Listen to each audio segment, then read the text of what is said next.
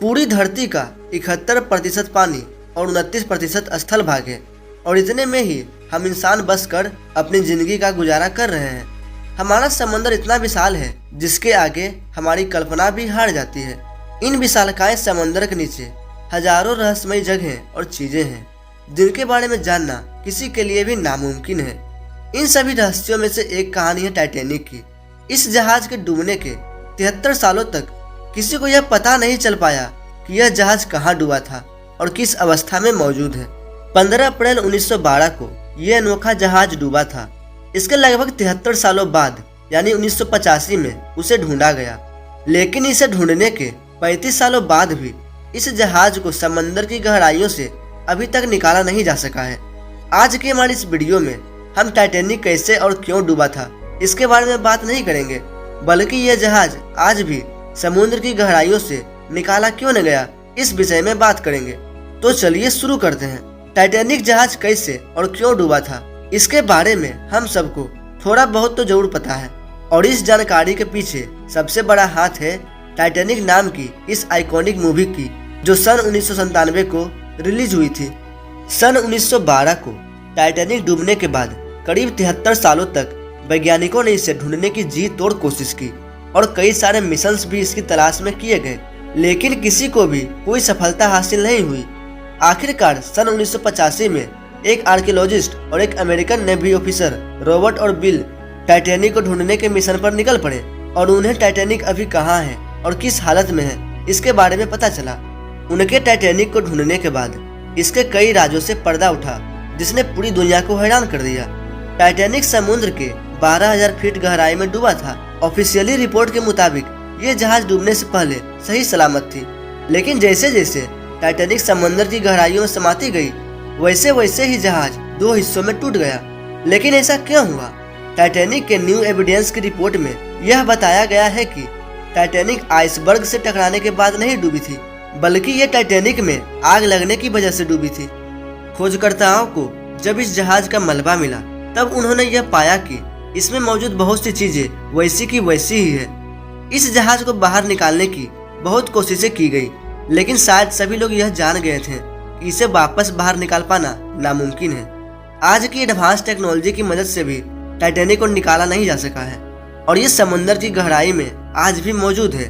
आमतौर पर किसी भी जहाज को समुद्र के नीचे से जैसे निकाला जाता है, टाइटैनिक को उस तरीके से निकाल पाना मुमकिन नहीं है, क्योंकि यह दो हिस्सों में टूटकर डूबा था। लेकिन हाईटेक सबमरीन और पावरफुल मैग्नेटिक सिस्टम की मदद से शायद उसे निकालने की कोशिश की जा सके, पर इन कामों में बहुत सारी मुश्किलों का सामना करना पड़ेगा, जिसमें सबसे पहला है टाइटैनिक का वजन, जो करीब 1.43 लाख टन है, जो बहुत ही ज्यादा है। और इसके बाद आता है पानी का दबाव, जो जहाज के वजन को और भी कई गुना बढ़ा देता है। टाइटैनिक जिस जगह डूबी थी उस जगह की गहराई बहुत ही ज्यादा है और उस जगह से मात्र 1 स्क्वायर फीट की किसी चीज को सतह तक लाने के लिए करीब 392 किलो न्यूटन फोर्स की जरूरत पड़ेगी। लेकिन वैज्ञानिक आज तक इतनी पावरफुल मैग्नेट और सबमरीन नहीं बना पाए जो इतनी आसानी से इतनी गहराई से टाइटैनिक को बाहर निकाल सके। शुरुआत में वैज्ञानिकों के पास टाइटैनिक को बाहर निकालने का कोई प्लान नहीं था, इसलिए उन्होंने कई मजेदार तरीके ट्राई किए टाइटैनिक को बाहर निकालने के लिए, जिसमें सबसे पहला पिंग पोंग बॉल की मदद से टाइटैनिक को रिकवर करने का प्लान सोचा। जी हाँ दोस्तों, आपने बिल्कुल सही सुना, पिंग पोंग बॉल। वैज्ञानिकों ने यह तरकीब लगाई कि वो डूबे टाइटैनिक जहाज में पिंग पोंग बॉल भर देंगे ताकि ये बॉल ऊपर की तरफ दबाव डाले और ऐसे करके सबमरीन या फिर बड़े मैग्नेट की मदद से जहाज को बाहर निकालना मुमकिन हो। लेकिन तब वैज्ञानिकों के दिमाग में यह बात नहीं आई कि ये पिंग पोंग बॉल समुद्र की गहराइयों तक जाते ही पानी के दबाव से हट जाएंगे। तब वैज्ञानिकों ने बड़े बड़े बलून्स की मदद से इस काम को अंजाम देने की परिकल्पना की। उन्होंने ये सोचा कि अगर हजारों लाखों बलून्स में हीलियम गैस भरकर इन बलून्स को उस जहाज से बांध दिया जाए, तब ये बलून्स ऊपर की तरफ दबाव डालेंगे और ऐसे करके टाइटैनिक को निकाला जा सकेगा।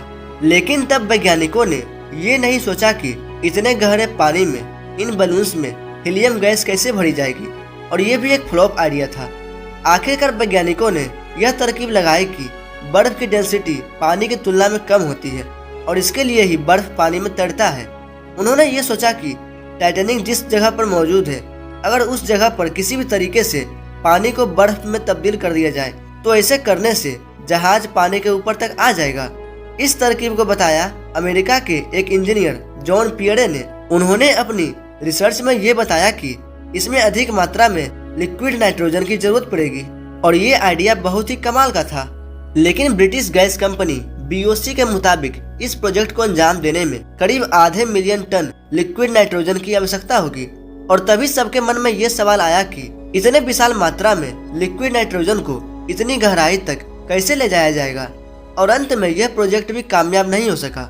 इसके बाद एक शिप बिल्डिंग कंपनी ने टाइटैनिक को निकालने का एक आइडिया दिया। उनके मुताबिक सबसे पहले टाइटैनिक पर जमे शैवाल और गंदगी को साफ करना पड़ेगा और इसके लिए एक पावरफुल वैक्यूम क्लीनर जैसी मशीन की जरूरत होगी। इसके बाद एक मजबूत लोहे की मोटी तार से टाइटैनिक को इस बोट से जोड़ देना पड़ेगा और बाकी का काम ये मशीन ही कर देगा।